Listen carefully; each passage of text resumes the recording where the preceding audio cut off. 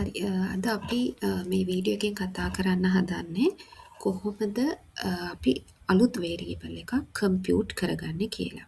ඒතකොට මම කලින් වීඩියෝ එකෙන් කතා කරා කොහොමද අපි රීකෝඩ් කරගන්නේ කියලා.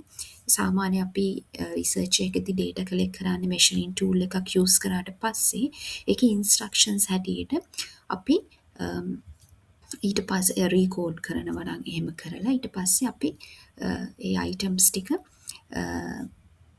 එකතු කරලා අපි total value එකක් ගන්න ඕනේ. ඉතින් මම පහුගිය වීඩියෝ එකකිනුත් කතා කරා මේ mindfulness level එක හොයන්න අපි use කරන මේ FFMQ15 කියන item එක මේ measuring tool එක ගැන.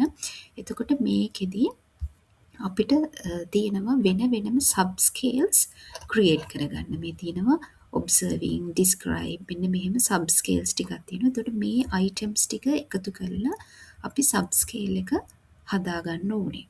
ඊට පස්සේ අපි වෙනම total එකකුත් ගන්නවා.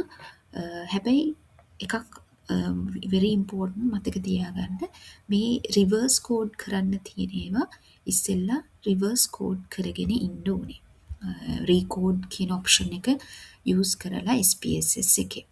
එතකොට මේ items ටික තියෙනවා 1 2 3 4 කියලා 15 තියෙනවා.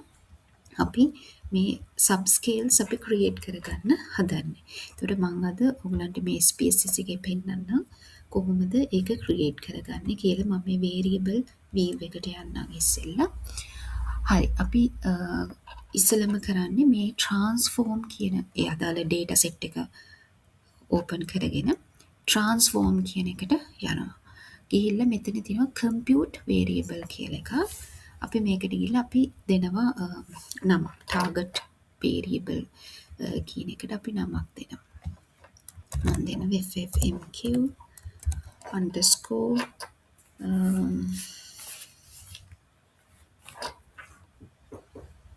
observe කියන එක first scale එක.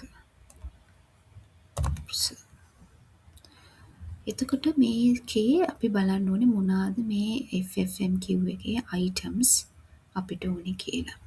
හරිද? එතකොට මේ instructions හැටියට scale එකේ ඒ විදිහට කරන්න ඕනේ. එතකොට මේ observing කියන scale එකට ඕනේ 1 6 11 කියන items. 1 ඊට පස්සේ plus 6 ඊට පස්සේ ආයි නැවත අපි plus දෙන්න ඕනේ. සහ ඊට පස්සේ 11 කියන එක. පස්සේ අපි මේක ඕකේ කරනවා. ඔයගලන්ට පේනවා ඇති මේ මෙතන අලුත් variable එකක් හැදෙනවා. මම තව එකක් example එකක් විදිහට කරලා පෙන්නන්නම්. transform compute variable.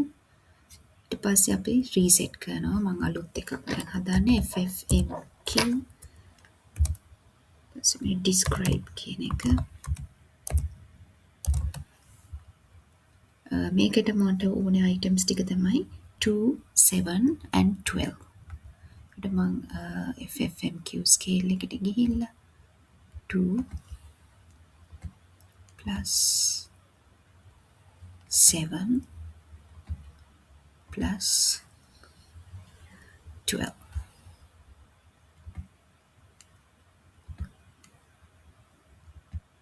Okay. එතකොට ඔයගලන්ට පේනවා මෙතන මේ අලුත් variable එක හැදෙනවා. එතකොට මේ වගේ 5 subscales තියෙනවා. ඒ වගේ 5 subscales මම හදා ගන්න ඕනේ. reset. කියලා නැමෙති FFMQ කියලා මම acting awareness. එතකොට මේකට ඕන items ටික තමයි 3 8 13.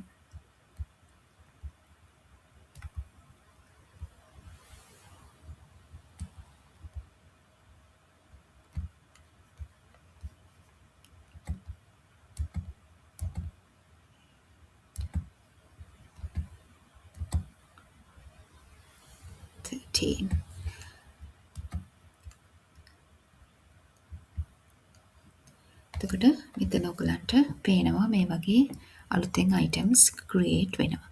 ඉතින් මේ වීඩියෝ එකෙන් මේක තමයි මම කතා කරන්න හිතුවේ. කොහොමද අලුතෙන් වේරියබල් එකක් හදාගන්නේ කියලා SPSS එකේ. ඉතින් මම හිතනවා මේක මේ වීඩියෝ එක ඔයගලන්ට ප්‍රයෝජනවත් වෙයි කියලා ඔයගලන්ගේ data analysis part එකට. ඉතින් ගොඩක් ස්තුතියි වීඩියෝ එක බලුවට. ඊළඟ වීඩියෝ එකෙන් හම්බෙමු.